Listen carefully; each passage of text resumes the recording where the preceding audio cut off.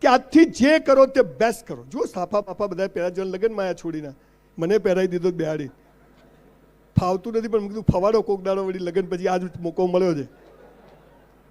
બધું best programme, દીવો બધો સ્ટેજ ટીપોઈ લાઈન મૂકી, બુકે આપ્યા મને અંદર, બધું બેસ્ટ. જે કરો 11 વાગ્યાનો ટાઈમ આપ્યો, 11:15 આવી જવાનું. પરીક્ષા આપવા જઈએ, ચોરી નહીં કરવાની. ચોરી કરીને પાસ થઈને નોકરી કરવી એના કરતાં શું ખબર નપાસ થઈને બિઝનેસમેન બનવાનું નહીં લખ્યું હોય, આપણે ચોરી કરીએ. 400 રૂપિયામાં વેઇટરની નોકરી કરી પણ સાહેબ 4000નું કામ કરતો. મારી માં કે આપણા બાપની પેટી સમજીને કરવાનું. 400માં 4000નું કરો ને, 3600 મહાદેવના ત્યાં જમા થાય અને 30 વર્ષે મહાદેવને જખ મારીને આપવું પડે બોસ. તમને કહું છું 25,000 પગાર હોય તો 50નું કામ કરજો, 25માં જે કરો એ તો મજૂરી છે, પણ 25 ઉપર જે કરો એ જમા થાય છે ને એક દિવસ ઈશ્વર બદલો આપે છે, આપે છે ને આપે છે. જે કરો તે બેસ્ટ કરો, મારી કરવાની નહીં, થાય તો છોડવાનું નહીં. આ શું કબડ્ડી રમવાનું ભાઈ, તું નહીં કે તમારી પાસેથી શીખ્યો છું, બધું જાણીને આવ્યો છું. આજ તો બધું હોદ્યું ખાસું કીધું. બધા વસ્તી પાગલ કેમ છે ભાઈ, હેનો કીધું આપણે જઈ આવીએ, હે ને. જે કરો તે બેસ્ટ કરો. બીજું બધું બેસ્ટ કર્યા પછી ઈશ્વર પર શ્રદ્ધા કે હવે એ જે કરશે એ યોગ્ય કરશે. મેરા હૈ સો જાવે નહીં, જો જાવે સો મેરા. 1984માં ડોક્ટર બનવું એટલો હોશિયાર, સૌથી હોશિયાર આખી સ્કૂલનો. પરીક્ષા આપી 54% આવ્યા, ચેક રિટર્ન. 54% કેમ આવ્યા? સૌથી હોશિયાર હતો છતાંય, કેમ કે આજે કોળી સમાજના સેમિનારમાં સ્પીચ આપવા આવવાનું હતું. આપણા પ્લાન કરતા ઈશ્વરના પ્લાન મોટા હોય છે. પુરુષોત્તમભાઈ મુંબઈ કઈ આ બધું કરવા નતા ગયા, પણ સમય સંજોગ એવા ઉભા કરે કે માણસ જાગી જાય. આપણે જાગતા નથી. અને ઈશ્વર પર શ્રદ્ધા કે તું જે કરશે એ યોગ્ય કરશે. દાંત આપ્યા તો ચાવવાનું એ આપશે. કોઈની ખુશામતો કરવી, કોઈની ચાપલુસી કરવી, અને જેને મોકલ્યા એની કરીએ ને તો બેડો પાર થઈ જાય. આ આપણે કરતા નથી. એટલે ઈશ્વર પર શ્રદ્ધા રાખજો કે એ જે કરશે એ યોગ્ય કરશે. ભગવાને આપણને એકવાર બનાવ્યા, આપણે એને રોજ બનાવીએ. હું રોજ સવાર પડે ઉઠીને જેમાં માનો. જુઓ, તમે કોને માનો એ મહત્વનું નથી, તમે કોઈને માનો એ મહત્વનું છે. તમે કોની પૂજા કરો એ મહત્વનું નથી, તમે કોઈની પૂજા કરો એ મહત્વનું છે. રોજ સવાર પડે એકવાર ઉપરવાળાને યાદ કરી લેજો. જુઓ, તમને બતાવવા નથી લાવ્યો, ખિસ્સામાં રાખું છું. ગાડીમાં નવરા પડીએ 2 નામ લઈ લેવાનું. રોજ એને એકવાર યાદ કરજો, નહીં તો જો એને યાદ કર્યા ને તો ટિકિટ ફાટી જશે. ઈશ્વર પર શ્રદ્ધા. પણ આપણે તો ભિખારીઓ. પેલો ભિખારી મંદિરની બહાર ભીખ માગે, આપણે મંદિરની મૂળ તો બધા. જુઓ, બેંકમાં 1000 રૂપિયા જમા હોય અને બાપા મેનેજર હોય તો 2000 ચેક પાસ થાય. તો પહેલા જમા તો કરાવો. અને જમા શું છે? કુટુંબ માટે, સમાજ માટે, પરિવાર માટે જે જીવે. આ તમે જુઓ અનિલભાઈ પટેલ, આ માણસને હું પહેલી વાર ખરેખર તમને જરાય, હું એમના ઘરે ગયો, એમની મધરને મળ્યો. ખરેખર એમની મધર માટે એક જોરદાર તાળી પાડો. 2 ભાઈઓ આવા પેદા કરે. અરે એક નાનકડી વાત કહી દઉં. તમારા સુરતમાં એક છોકરીએ ક્રિકેટ છોડી દીધું તો ટીવીમાં એની જાહેરાત આવી, રેડિયો પર, કે આ છોકરી હોશિયાર છે, ગરીબ ઘરની પર ક્રિકેટ છોડી દીધું. તે એક છોકરીએ જઈને એના માટે ક્રિકેટની કીટ આપી દીધી. તો પેલી છોકરીને નવાઈ લાગી કે મારા માટે ક્રિકેટની કીટ કોને આપી? અને એ છોકરી ક્રિકેટ રમી અને અંડર-19 ગુજરાત રમી. એ કીટ આપવાવાળી અનિલભાઈની દીકરી. આવા છોકરા આવા જ ઘેરમાં પેદા થાય. ઈશ્વર પર શ્રદ્ધા રાખજો કે એ જે કરશે યોગ્ય કરશે. એટલે તમારે પ્રગતિ કરવી છે, પૈસા કમાવા છે. આ દિવેલ પીધેલા હું જોઉં, જેને અહીં બધા જુએ હાલ હસો તો કેવા ફેર એન્ડ લવલી જેવા લાગો છો. બધા એકબીજાનો હસતો ફોટો પાડી લેજો, મરી જાઓ તો મૂકવા કામ આવે.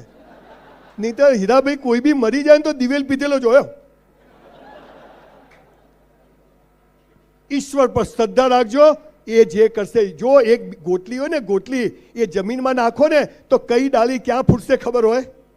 તો આપણે જન્મ્યા ને એટલે ક્યાં ફૂટશું ખબર નથી, પણ એની પર શ્રદ્ધા રાખવી કે એ જે કરશે એ. અને બીજું, તમારા સમાજને એક વાત કહું, તમે તકલીફમાં છો, તમે મુસીબતમાં છો, તમારી પથારી ફરી ગઈ છે, કદી કોઈને કહેતા નહીં, કેમ કે તૂટેલા ઘરની ઈંટોય સાલા લોકો લઈ જાય છે બોસ. તૂટેલા ઘરની ઈંટોય લોકો લઈ જાય. અરે ઘી લગાવી નીકળવાનું, જલસા છે. ઈશ્વર પર શ્રદ્ધા રાખજો, એ જે કરશે યોગ્ય કરશે. અને બીજું, આ પાપ પુણ્ય ને સ્વર્ગ નર્કમાં પડશો નહીં. ઉપર સ્વર્ગ છે ને સ્વર્ગમાં અપ્સરાઓ છે ને અહીંયા ઓછી છે. ઉપર બધું મળે છે, અહીંયા મળે છે. છોડો બધી વાતો. પાપ અને પુણ્ય એટલે શું? જો તમે અહીંયા કેવા સરસ તૈયાર થઈને આવ્યા છો, અને એમાં પતિ પત્ની લગ્નમાં જાય તો કેવા તૈયાર થાય. ઘણી વાર તો મારી વાઈફને જોઈને મન થાય મારું બૈરું છે કે બીજાનું છે. અને ઘરમાં તો કામવાળી કઈ ઘરવાળી કઈ ખબર જ ના પડે. મારી વાઈફને કીધું ઘરમાં જ નવા કપડાં પહેર. મેં કીધું તું મને ગમવી જોઈએ કે ગામને ગમવી જોઈએ? પાપ અને પુણ્યની કોલી પટેલ સમાજ એક જ વ્યાખ્યા છે. જે બીજાને બતાવવા કરો ને એ બધું પાપ, અને પોતાને બતાવવા કરો ને પુણ્ય. આટલી જ વ્યાખ્યા છે. એટલે જે કરો તે બેસ્ટ કરો. બધું ચપ્પલ કાઢીએ તો ભગવાનની પાદુકાની જેમ જ કાઢવાના. ગાડી ઊભી રાખીએ સીધી જ, કચરો ફેંકીએ કચરા પેટીમાં જ, જમવા બેસીએ એક દાણો હેઠો નહીં મૂકવાનો. પાપ છે. અને બધું બેસ્ટ કર્યા પછી ઈશ્વર જે કરશે એ યોગ્ય કરશે. મેં ધંધો કર્યો, નાય ચાલ્યો. મેં ખેતી કરી, નાય. મેં ઝીંગા નાખ્યા, જીવાત પડી ગઈ, મરી ગયા, હરી ઈચ્છા. ત્રીજી વાત, જેના માટે મેં 2600 સેમિનાર સમગ્ર વિશ્વમાં કર્યા. તમારે સુખી થવું છે, પૈસાદાર થવું છે, સમાજમાં માન મોભો મર્તબો ઓટોમેટિક થાય એવું કરવું છે, તો ત્રીજો નિયમ છે રોજ મા બાપને પગે લાગો. તમારામાંથી કેટલા લોકો લાગો છો? ખાલી હાથ ઊંચો કરો. આટલા લોકો જોડે હું સેલ્ફી પડાવીશ. આમ હું 10,000 લઉં છું, પણ તમારા જોડે મફત. આ દુનિયામાં માત્ર ને માત્ર મા બાપ જ ચાહે છે કે તમારી પ્રગતિ થાય, બાકી કોઈ ચાહતું નથી કે તમારી પ્રગતિ થાય. મા બાપથી મોટો દેવ નથી, અને મા બાપથી મોટું પૂજનીય આ વિશ્વમાં કોઈ છે જ નહીં. 7,000 વાર આપણા પીછવાડા ધોવે છે આપણી મા, ચડ્ડી પાછળ સાફ કરે છે. અને આપણે એ માના પગ ના ધોઈએ, નર્કમાં જઈશું. અને નર્ક ઉપર નથી, કોઈ મરેલો ઉપર જઈને આવ્યો નથી, કોઈ જીવતો જઈને નથી આવ્યો. બધું અહીંયા જ છે.